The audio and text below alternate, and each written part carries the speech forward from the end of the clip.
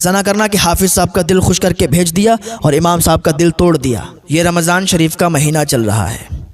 हाफिज़ साहब इसमें तरावी पढ़ाते हैं, इमाम साहब नमाज पढ़ाते हैं और मौज़िन साहब अज़ान पढ़ते हैं। जहाँ मौज़िन साहब नहीं है वहाँ इमाम साहब भी इसको देखते हैं, अज़ान पढ़ते हैं, सारा काम करते हैं।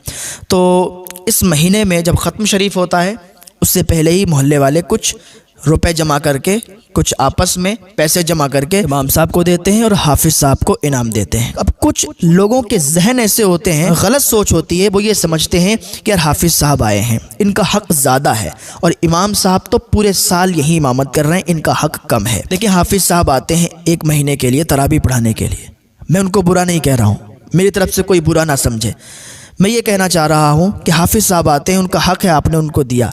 लेकिन इमाम साहब जो हैं वो 12 महीने आपकी खिदमत कर रहे हैं, आपको नमाज पढ़ा रहे हैं। आपके घर अगर कोई इंतकाल कर जाता है तो नमाज जनाजा भी पढ़ा रहे हैं, तीजा चालीसवां भी कर रहे हैं, हर जुमेरात आपके यहाँ फातिहा भी पढ़ रहे हैं, निकाह भी पढ़ा रहे हैं, आपके सुख दुख में आपके साथ हैं। हाँ, 12 महीने ही आपके साथ हैं। तो इमाम साहब का हक़ ज़्यादा है। और अगर वही लोग अपने जहन को तब्दील करके ऐसा सोचते हैं और ऐसा करते हैं कि हाफिज़ साहब आए हैं, इनका हक़ ज़्यादा है, इनको 20,000 रुपये दे दिए और इमाम साहब को 5,000 रुपये दे दिए, तो इमाम साहब का भी दिल दुखेगा और उनके दिल से अच्छी बात नहीं निकलेगी, उनके दिल से उन लोगों के लिए दुआ नहीं निकलेगी। याद रखें, हाफिज़ साहब को भी समझें, इमाम साहब को भी समझें। कुछ जगहों पर कुछ जलील लोग ऐसे होते हैं, कुछ ऐसे अलग जहन के होते हैं कि हाफिज़ साहब को सोचते हैं इनका हक़ ज़्यादा है। मैं किसी को गलत नहीं कह रहा हूँ। उन्होंने अपने जहन में क्या सोचा होगा कि रमज़ान शरीफ का महीना जब मुकम्मल हो जाएगा, ख़त्म शरीफ होगा, तो उन्हें भी रुपए मिलेंगे। लेकिन पूरे 12 महीने जो आपकी खिदमत करता है उसको आप 2,000 रुपये पकड़ाते हो। जो एक महीने के लिए तरावी पढ़ाने आता है उसको आप 20,000, 30,000, 50,000 रुपये देते हो। ये बात गलत है। मैं किसी को मना नहीं कर रहा हूँ कि आप उनको ना दें, हाफिज़ साहब को दें, 50,000 दें, 1 लाख दें, लेकिन इमाम साहब का भी ख्याल रखें। आपके 12 महीने आपकी खिदमत कर रहे हैं, उनको भी देके 2-3 हज़ार रुपये उनको ना पकड़ाएं। इमाम को कमतर मत समझें। जिसने इमाम को कमतर समझा उसकी सारी नमाजें उनके पीछे जितनी पढ़ चुके हैं वो सब बर्बाद हो जाएंगी, ख़त्म हो जाएंगी, उनका उन्हें सवाब नहीं मिलेगा। जिसने इमाम से ऊंची आवाज़ में भी बात करी उसकी सारी इबादतें ख़त्म हो जाएंगी। जिसने इमाम को टेढ़ी निगाह से भी देखा उसकी सारी इबादतें ख़त्म हो जाएंगी। जिसने इमाम की बुराई करी और उसके पीछे नमाज़ पढ़ता है उसकी कोई नमाज उसके पीछे नहीं होगी। अगर इमाम के अंदर कोई बुराई है तो इमाम से कहें, महल्ले वालों से ना कहें कि इमाम साहब के अंदर वो बुराई है। महल्ले वाले उनको सही नहीं करवा पाएंगे। आप इमाम से कहेंगे कि हज़रत आपके अंदर ये बुराई है, तो वो ख़ुद अपनी उस बुराई को ख़त्म करेंगे, उस बुराई को ठीक करेंगे, उस बुरी बात को अपने अंदर से ख़त्म करेंगे।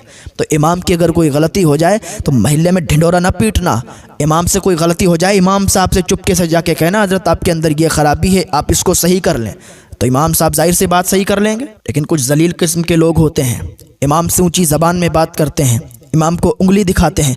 तोड़ देना चाहिए उनकी उंगली, बंद कर देना चाहिए उनकी ज़बान जो इमाम से ऊंची ज़बान में बात करते हैं। हाँ, इमाम का रुतबा कोई छोटा मोटा नहीं है, इमाम का रुतबा बहुत बड़ा है। जो इमाम होता है उसका मर्तबा सिर्फ नमाज़ पढ़ाने तक ही नहीं रहता है। अगर मस्जिद में कोई गलत काम हो रहा है तो वो भी इमाम बताएगा। मस्जिद में अगर कोई गलत बात हो रही है वो भी इमाम बताएगा। आप अगर कोई गलत काम कर रहे हैं तो आपकी इस्लाह भी इमाम करेगा। आपके घर कोई गलत बात हो रही है, आपकी इस्लाह इमाम करेगा। अब आप ये समझें कि सिर्फ नमाज पढ़ाने के लिए इनको लाए हैं, बाकी बातों में ये दखल ना दें, तो ऐसा नहीं है। जो डर के इमामत करे उसके पीछे नमाज नहीं होगी। जो इमाम शान व शौकत के साथ रहे, अपनी हिम्मत व क़ुव्वत के साथ रहे, अपने रोब व दबदबे में रहे, वो इमाम होता है।